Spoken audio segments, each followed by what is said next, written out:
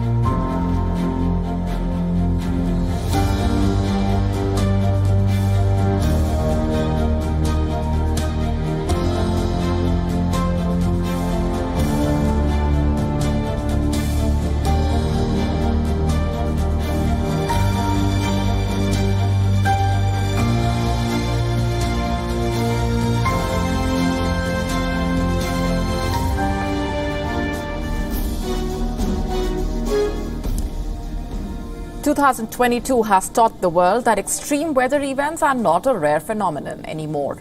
The summer season brought with it record-breaking heat waves, and the monsoon season ended up flooding streets around the world.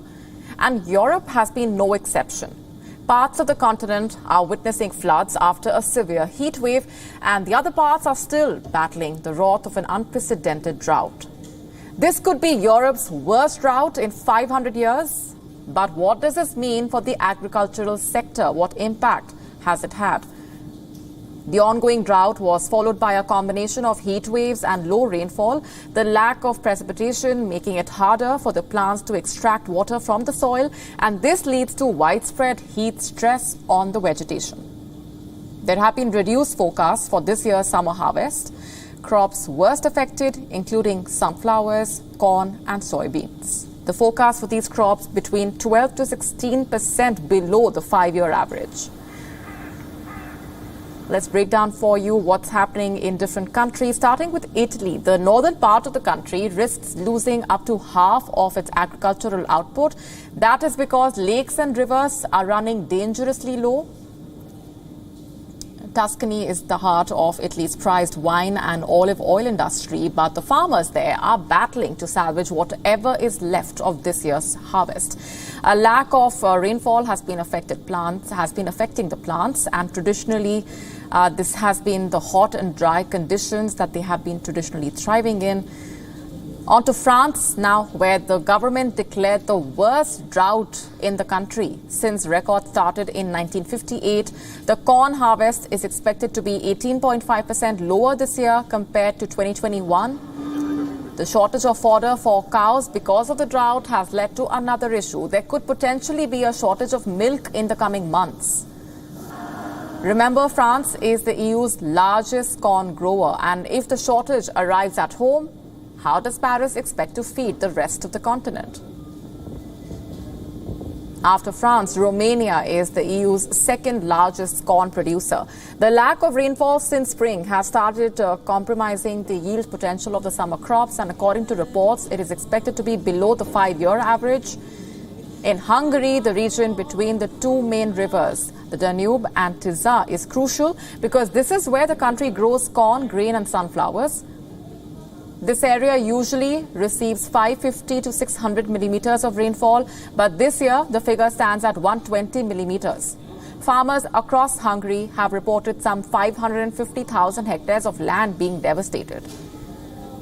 It has been a double whammy for Europe. On one hand is the drought-driven crop shortage, and on the other is the limited food supply due to the Russia-Ukraine war. And the shortages, like the kinds that have been witnessed now, have not been seen earlier. The crisis has come in the form of a learning for the continent, though, which has seen the repercussions of being dependent on others for basic items like food. Extreme weather events are here to stay for decades to come. So if this summer season will push Europe to adopt a strategy for future seasons, that remains to be seen.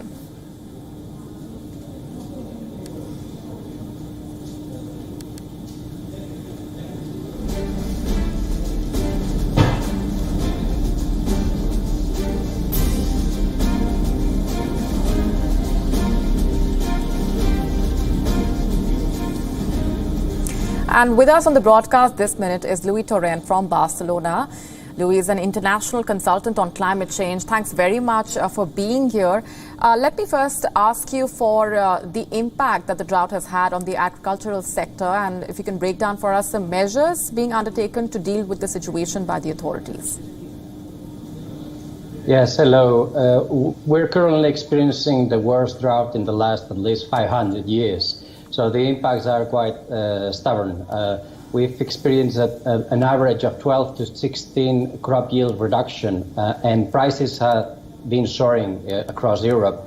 The persistent drought that we've been experiencing, the sustained high temperatures, are not only seen in the Mediterranean area, but also in Central and Northern Europe, which is affecting the crops production. For example, now is the start of the grape harvest season, but this year started 3 weeks earlier than usual due to these droughts. The situation is bad because even food imports are being affected, because some countries that are traditional exporters to Europe are also being affected by the droughts. So this is causing inflation, which is also exacerbated by, of course, the crisis in Ukraine and the energy crisis. Some measures that are being taken at the moment because of low levels of water availability are water restrictions, which are in fact also affecting the agricultural sector, because it's one of the sectors being affected. And even though now there's a rising debate on the need to flexibilize the EU legislation, EU green legislation, for example, on pesticides, to increase crop yields and reduce the costings. So those are some of the measures that are being taken at the moment and being discussed these days.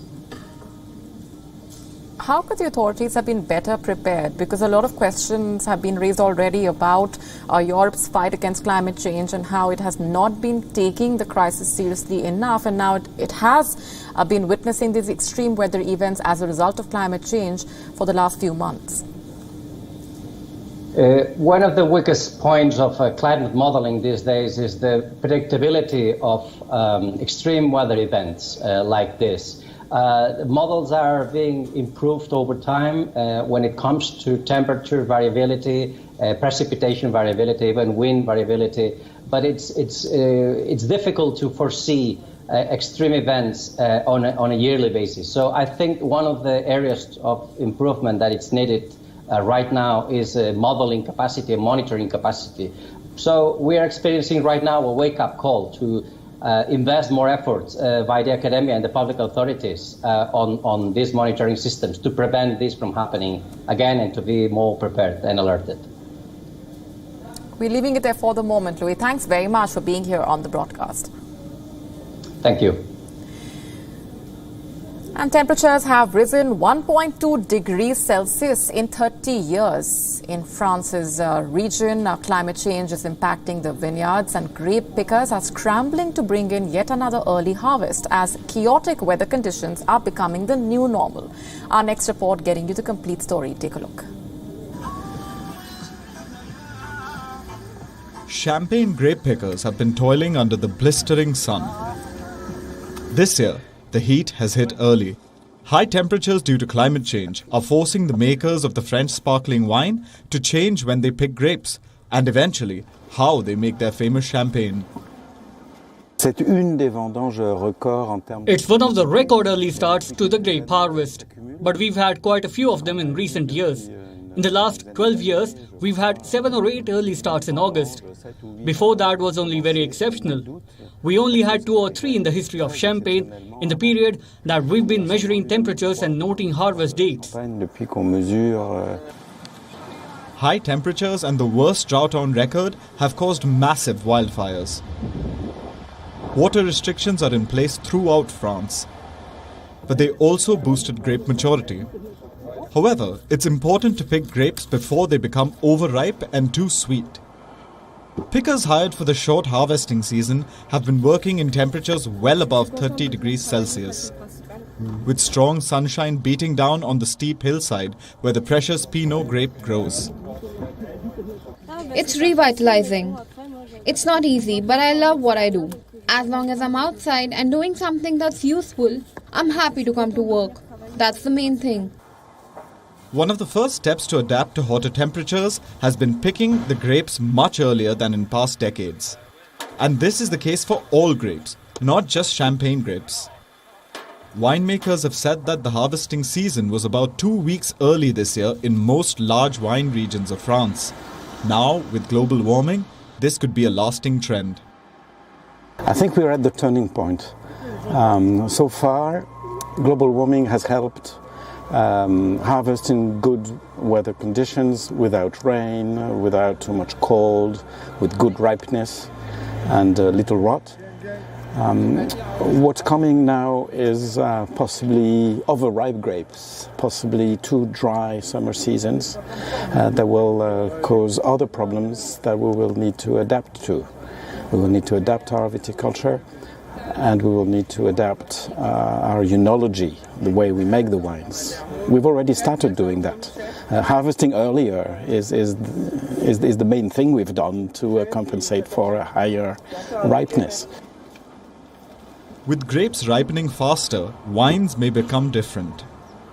Producers may have to adapt to other grape varieties or different cultivation methods. Still, producers across France are expecting this year's harvest to yield a good quality vintage when it makes its way to market. In 2021, frost and mildew fungus attacks ravaged vineyards. The dry and hot weather has helped prevent that this year.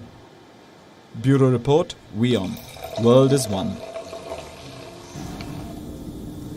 Meanwhile, in Germany, ski resorts are trying to conserve snow for the upcoming winter season. The ski resort is using an experiment previously tested in countries like Italy and Switzerland. It's an outdoor natural snow storage with a thick isolation layer of wooden chips. Our next report telling you more.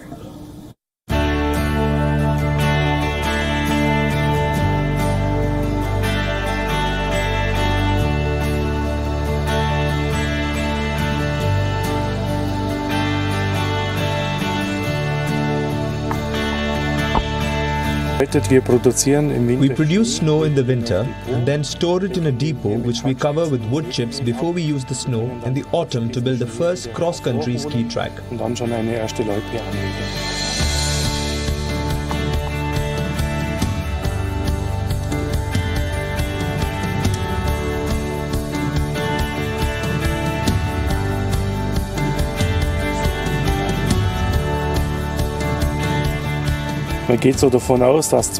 We believe that there is a volume loss of maybe 20 or 25% if it's done properly and if the choice of the site is ideal, like here, a very sunny site. We are collecting experience and in the end we'll need to evaluate the situation and see how it went.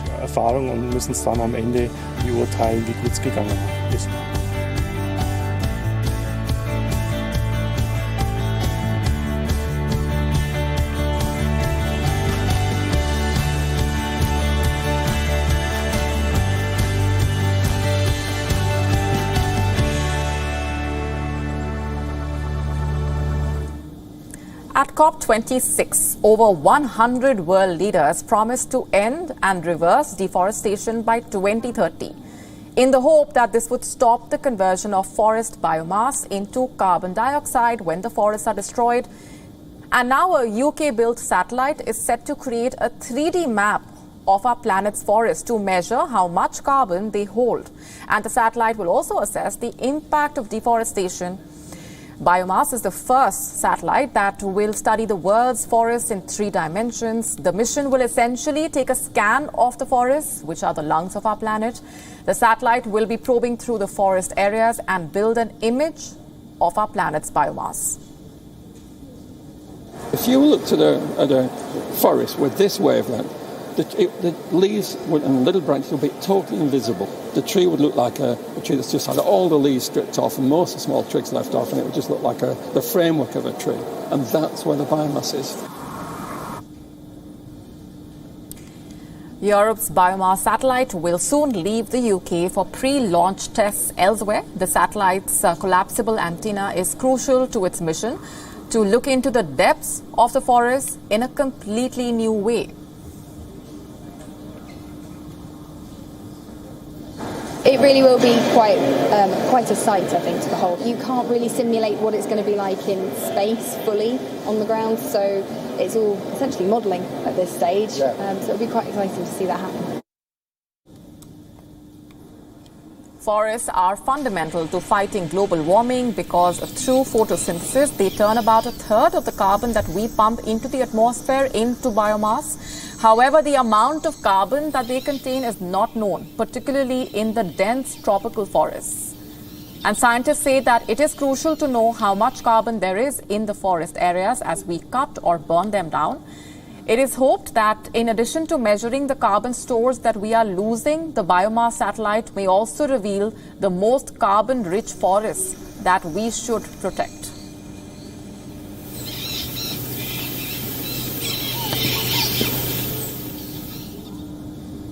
India is committed to net zero by 2070, but many world leaders feel that this is not in line with the urgency needed to combat the climate crisis.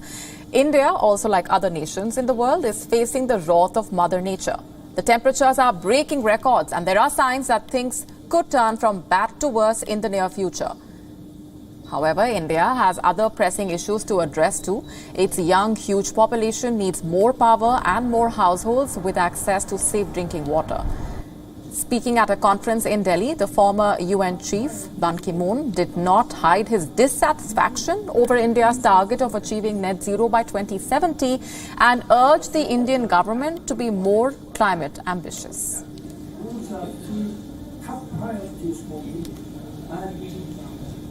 I was a bit disappointed when Prime Minister Modi announced that India will have realize this carbon neutrality by 2070. This is 50 years. You are now talking about 50 years ahead. You don't know what will happen in science and technology and communication.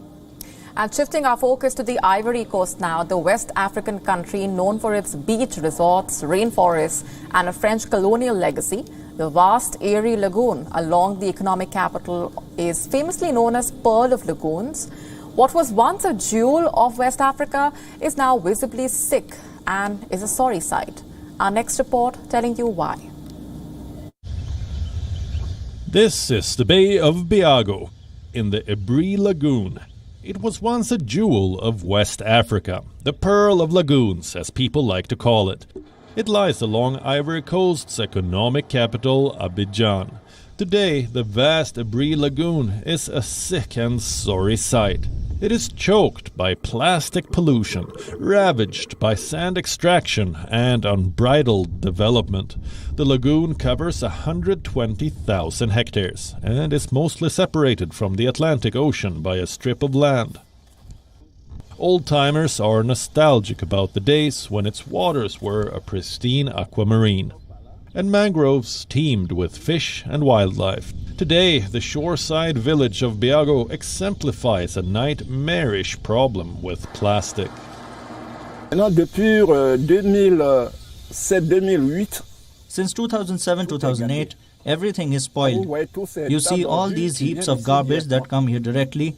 That's what has spoiled the edge of Biago. Those who knew Biago before, now when they come, they say Biago is a dump. Discarded bottles, wrappers and other plastic rubbish smother the banks for at least a kilometer. The situation is alarming. There are no more fish because of the pollution. Urban and industrial waste from Abidjan's biggest district, Yopougon, has transformed the village into an open dump. We have to live with nuisances such as pestilential odors because of the extraction of sand in the lagoon, which digs into pockets of silt and causes these nauseating odors. Discarded plastic typically enters the marine environment from rivers or drains, or by the wind. Once there, it becomes a notorious problem. Larger pieces can choke seabirds and mammals, and after years of biodegradation, tiny fragments may enter the food chain at the smallest level. La lagune a des secteurs qui sont carrément. The lagoon has sectors that are completely polluted to the point where we speak of a dead bay. That is, the life of the species is no longer that it should be. And therefore, there are sectors where we can note 9 out of 10 the pollution rate. Et donc, il y a des secteurs qu'on peut noter à 9 sur 10 la pollution. But plastic is not the only ill. Pollution has been compounded by industrial extraction of sand and anarchic development. And the muddy terrain is infested with mosquitoes and is exposed to flooding. Donc, la lagune devient dangereuse pour la population riveraine. The lagoon is becoming dangerous for the riparian population. The species that was able to adapt is very contaminated. Sont des espèces très contaminées. Voices are being raised to reverse the lagoon's catastrophic decline, with some demanding a massive sewerage network to ensure that water entering the lagoon from Abidjan is clean. The ocean world's most gentle giant, the dugong, have gone extinct in China.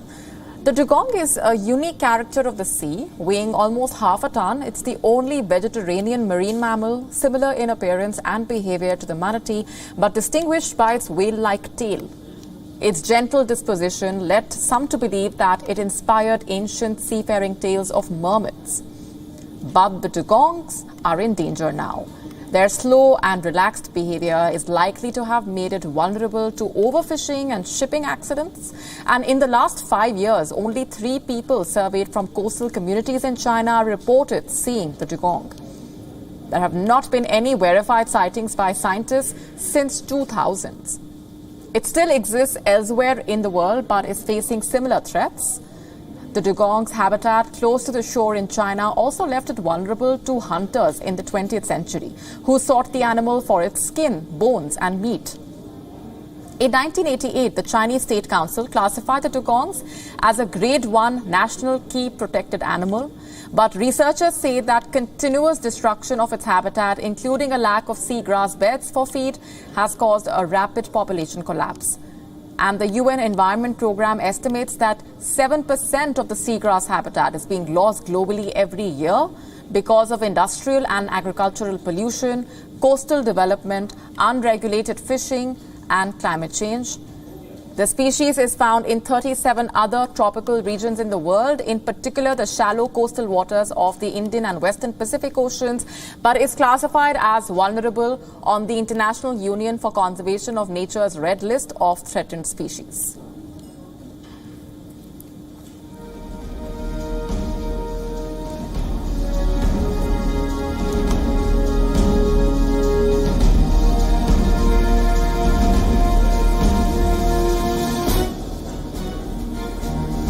Talking about the world's oldest zoo, the Zoological Society of London, they have started their annual health checkup of the zoo dwellers, but it's not as simple as it sounds.